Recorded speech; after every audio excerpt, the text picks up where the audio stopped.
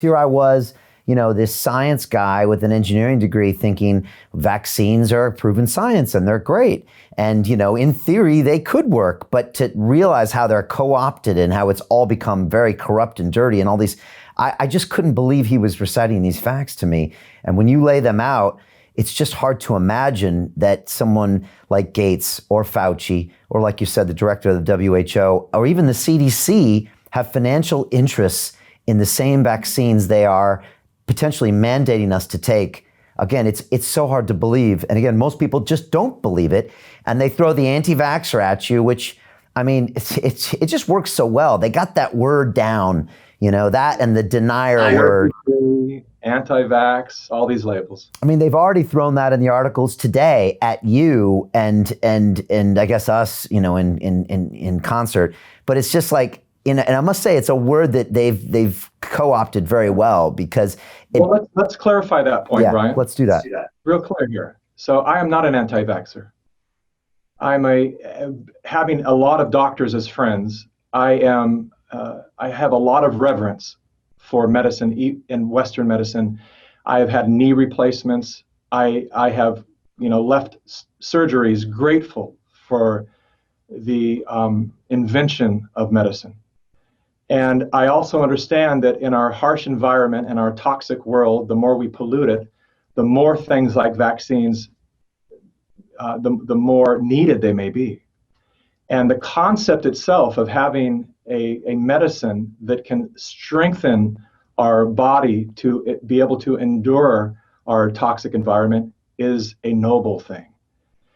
And this is the best way I explained this to a doctor who that I had interviewed who had said the same thing about, assuming that I was anti-vax. This doctor was anti-vax, and I said, I'm actually not.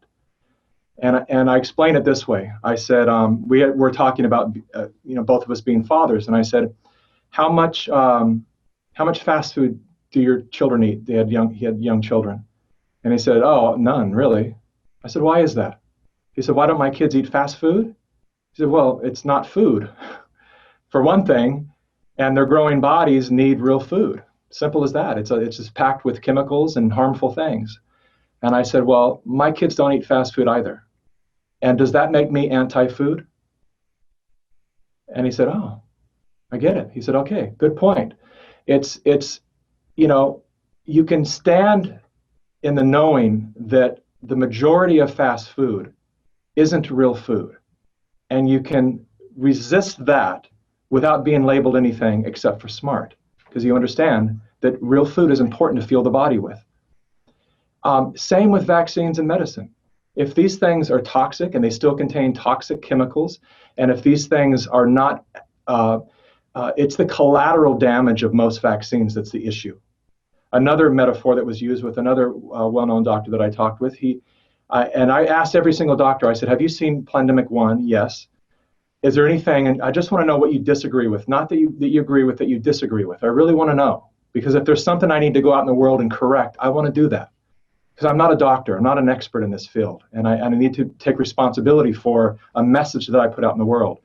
And all of the doctors said, for the most part, I agree with everything Dr. Mikovits said. There are a few things that she said that I think she shouldn't have been so absolute about, because the science isn't settled, but I can't say she's wrong.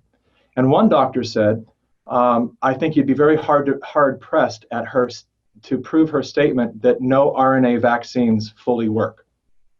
And I said, okay, tell me about that.